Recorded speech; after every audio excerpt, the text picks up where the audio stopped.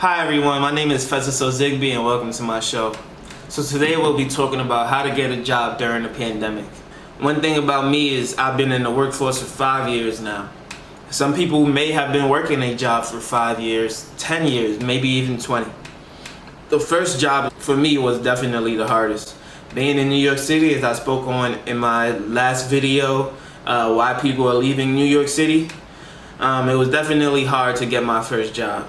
So for a young man who was still in high school, let's say you can get a job at McDonald's.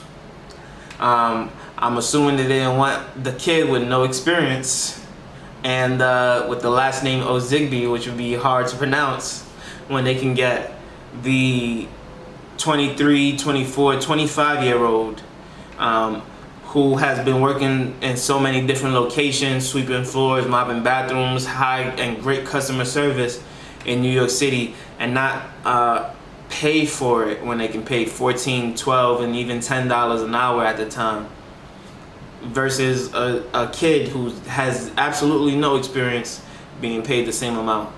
It's supposed to be an entry-level job, but again, in New York City, it's just tough. Opportunity is not necessarily there for everyone, and so you grab and take what is given to you, which throws me back on to when I graduated college and came back to New York City. I took a White Castle job and a Papa John's job right away. Pizza Hut, not Papa John's.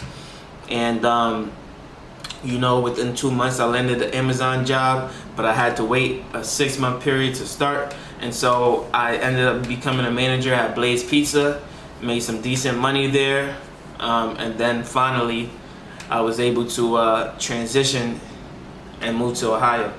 But let's say you live in a city like New York, it's difficult for you to find work. There's a couple of things you can do. First thing I would suggest is to get with a group that helps you get work. Some groups would be Canva. Another one is Workforce One. Those two are both located in New York City. There may be some located in other parts of the world, but Canva helped me get my security license. Workforce One also helps people who already has their license or a different set of skills gain those set of skills.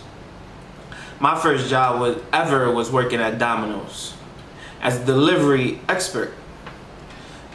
Key word is expert, right? Calling yourself a delivery driver or a delivery boy or things of that nature, you need to understand how to word your resumes, right?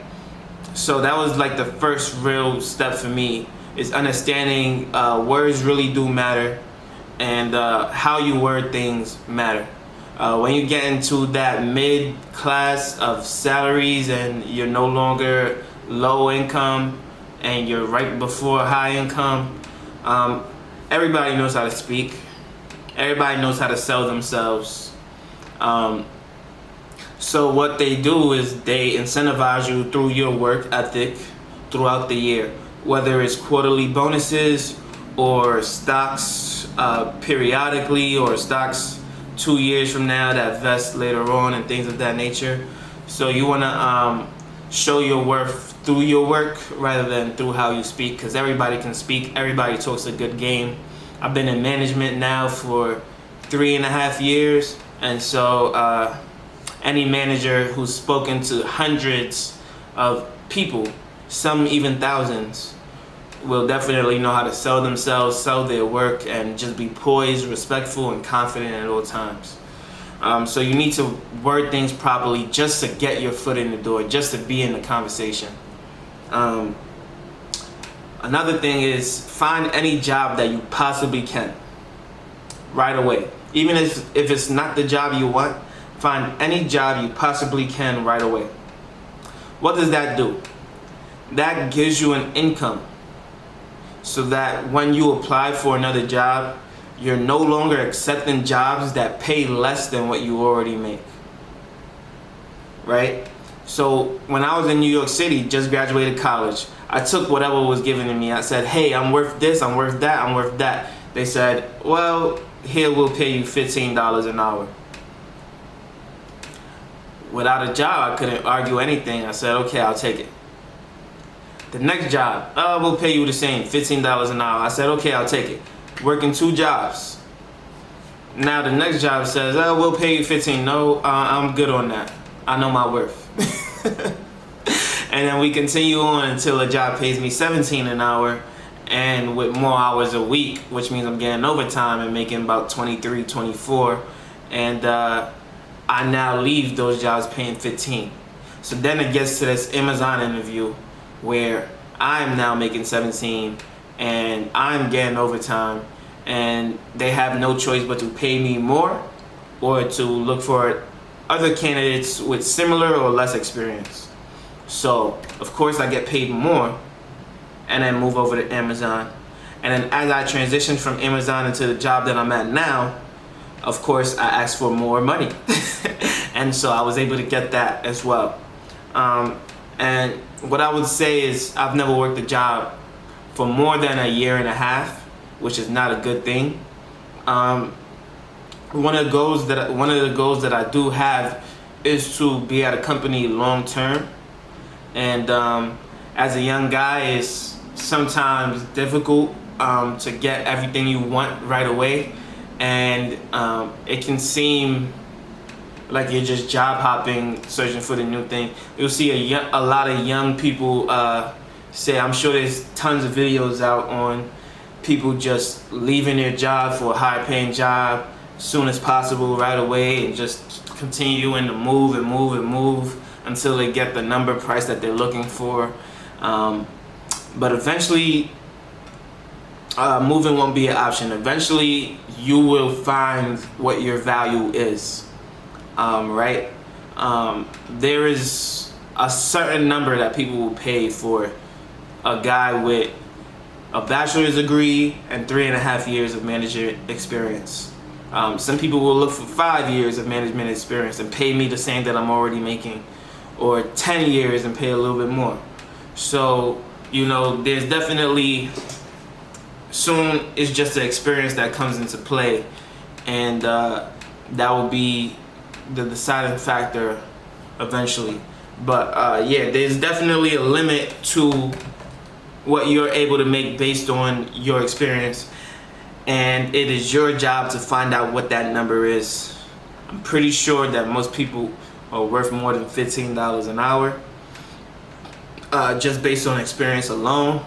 No degrees needed, but it's up to you to find how much you're truly worth.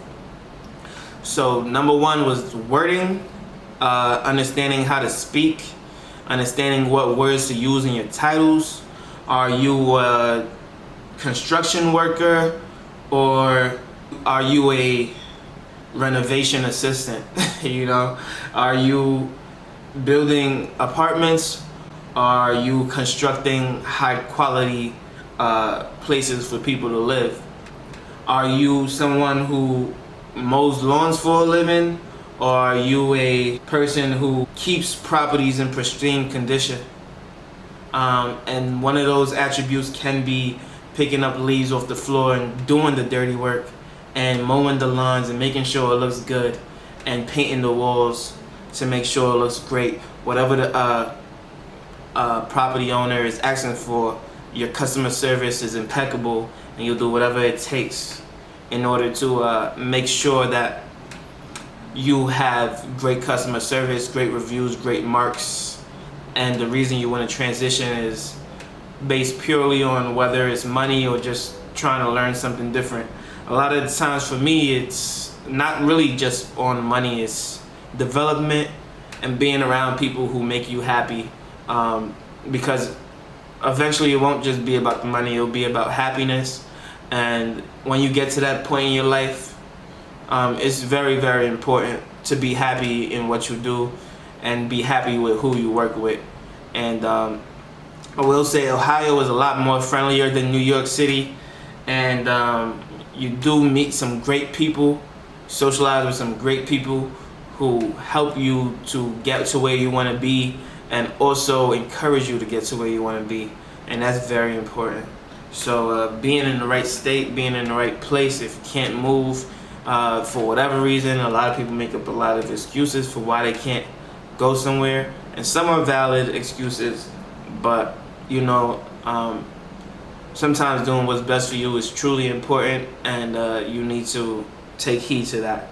So wording, structure of your resume, and then understanding to get a job first so that you can then ask for more from other companies that are willing to pay you more. I've seen people ask their job to pay more because they didn't want to leave. When they did get a new offer, their job would offer them more, but it wasn't enough, and they would still leave. I've seen people return back to work because, you know, the pandemic caused a lot of things to happen in households where they had to force themselves to look for higher paying jobs and were able to find it. During this pandemic, I was offered several job offers. And one thing I would do is also look at my resumes, look at my LinkedIn, look at my Indeed, look at my Monster.com, Glassdoor, and make sure everything is up to date. So when I went on Indeed about a year ago, I realized that I had the same resume that I had when I was 18 years old. So for 3 years, I kept the same resume that I had with no improvements, no updates, no anything. And I was wondering why I could not get one offer off of Indeed or Snag a Job. I realized that my resume was never updated, and within about 2 weeks' time, I started to get invitations for interviews and things of that nature as soon as I updated it. And I tell you, it made a complete difference. They didn't care about anything but that experience that you have. I was not someone to be looked at until I updated my resume. And you know, I just thought I was being overlooked. I almost thought that these sites didn't work, or they just weren't for me. I was seeing all of these jobs close, and I've definitely missed out on jobs being out of the market for 2 weeks with a weak resume that only showed Domino's delivery experience. But getting that security license definitely helped me in the next stage, where I became a security officer. I then became a shift leader, so that was my first management experience. Within the first 6 months, I became a shift leader.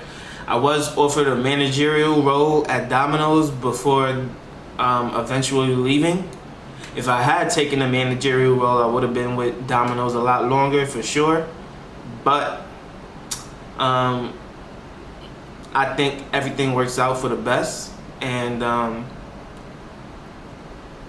I definitely gained a lot from each job that I worked at, especially when you're there for more than, I would say, 6 to 7 months. I would say being at a job for a year fully allows you to understand and develop and really gain the experiences you need from those organizations.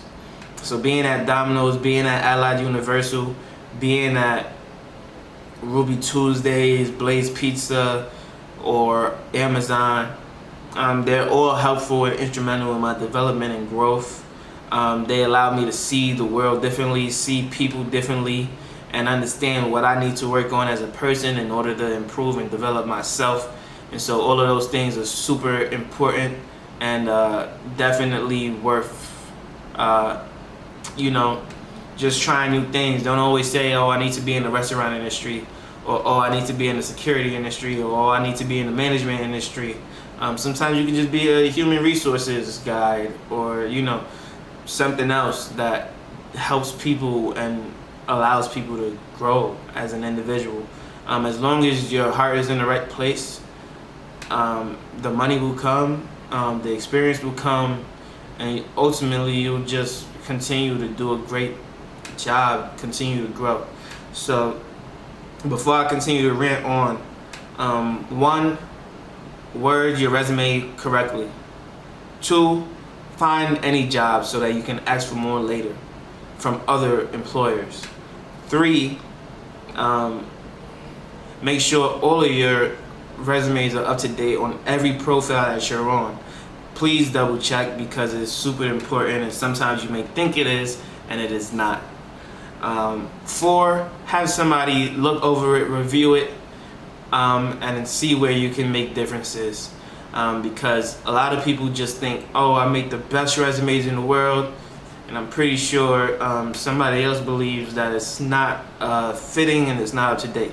Preferably go to somebody who just now got a new job and it's a good paying job, and you want to see how they got there through not only their hard work but their resume and what they said in order to get there. Go over some interviewing tips with a friend, a coworker, or a human resources guy if you have one. That is for your benefit and will help you to succeed. So go to people who want you to be successful. They will definitely help you out. They'll definitely give you the knowledge you need for free.